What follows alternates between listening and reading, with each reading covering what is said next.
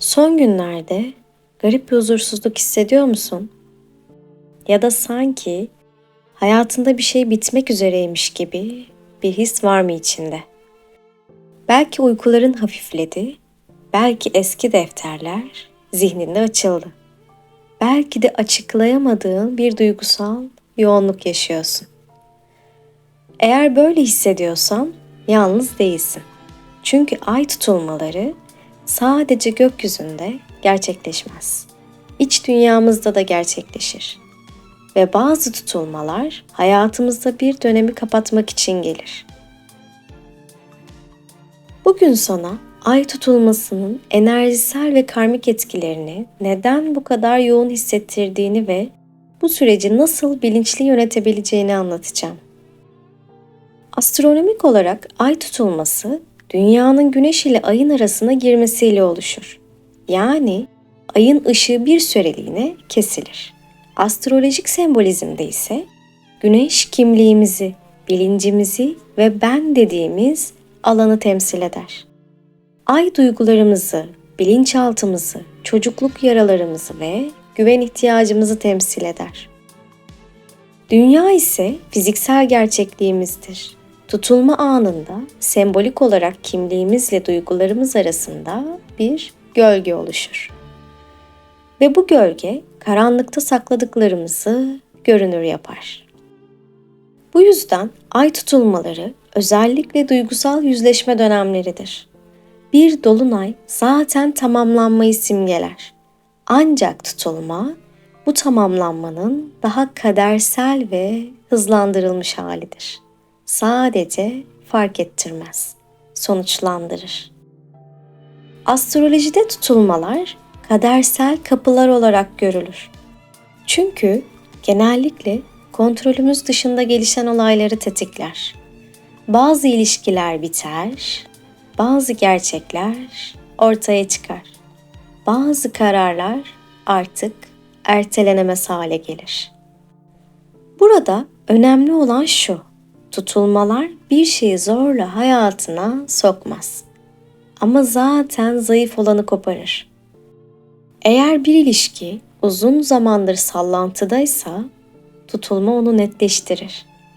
Eğer bir iş seni uzun zamandır tatmin etmiyorsa, tutulma seni karar almaya iter.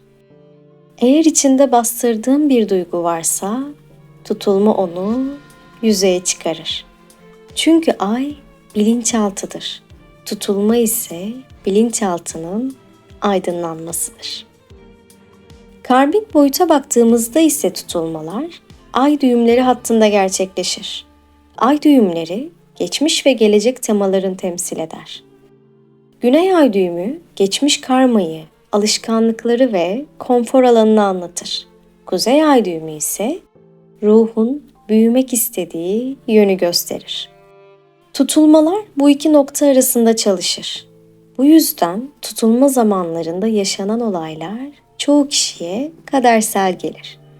Bu tesadüf değil, hissi çok güçlüdür. Çünkü gerçekten değildir.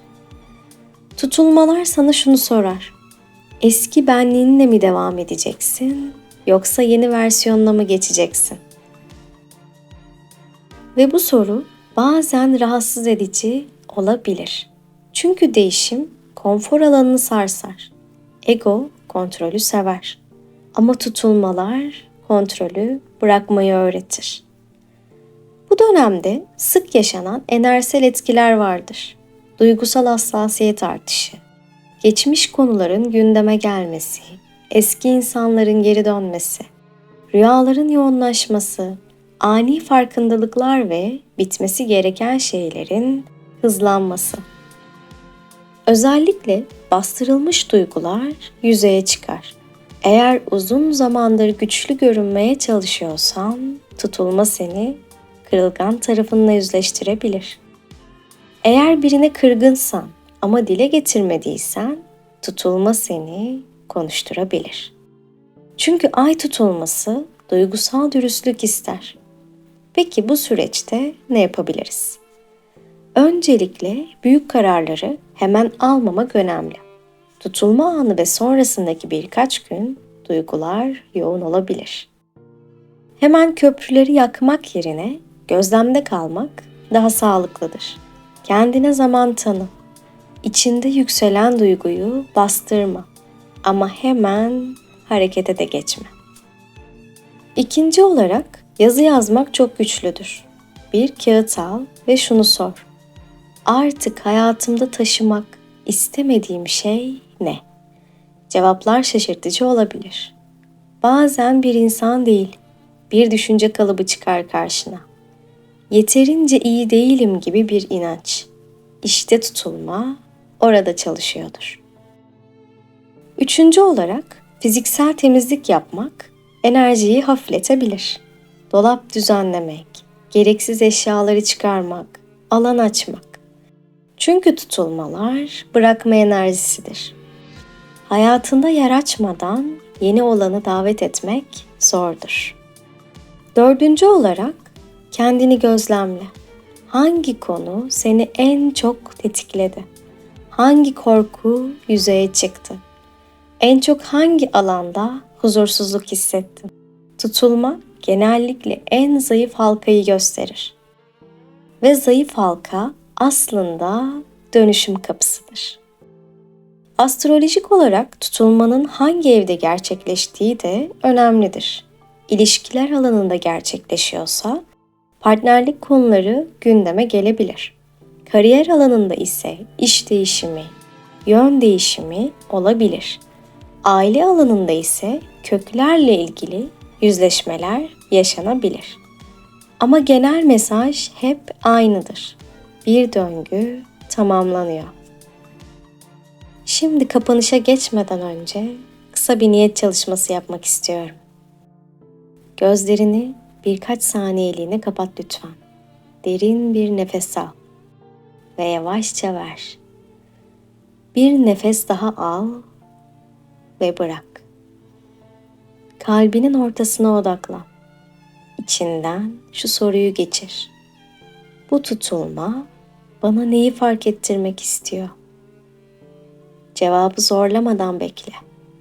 Bir kelime, bir his, bir görüntü gelebilir. Şimdi içinden şu niyeti söyle. Benim için artık tamamlanan döngüleri sevgiyle bırakmaya niyet ediyorum. Yerine ruhumun büyümesine hizmet eden deneyimleri kabul ediyorum. Son bir nefes al ve yavaşça gözlerini aç. Bu kadar. Bazen en güçlü dönüşüm sessiz bir niyetle başlar. Tutulmalar karanlık gibi görünür ama o karanlık geçicidir. Ay ışığı bir süreliğine kesilir ama sonra yeniden parlar. Hayatta da bazen ışığın yönü değişir ve biz o an kayıp zannederiz. Oysa hizalanıyoruzdur. Ve şimdi şunu unutma lütfen. Tutulmalar karanlık gibi görünür. Ama karanlık ışığın yokluğu değil, yön değiştirmesidir. Hayatından giden her şey kayıp değildir. Bazı şeyler seni küçülttüğü yerden çıkarıp büyüyeceğin yere taşımak için gider.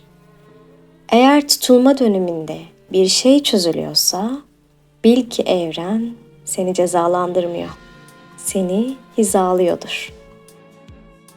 Ve unutma, karanlık sandığın her an dönüş kapısıdır. Tıpkı Şemsi Tebrizi'nin dediği gibi. Nereden biliyorsun? Hayatının altının üstünden daha güzel olmayacağını. Dinlediğiniz için teşekkür ederim. Sevgiyle kalın.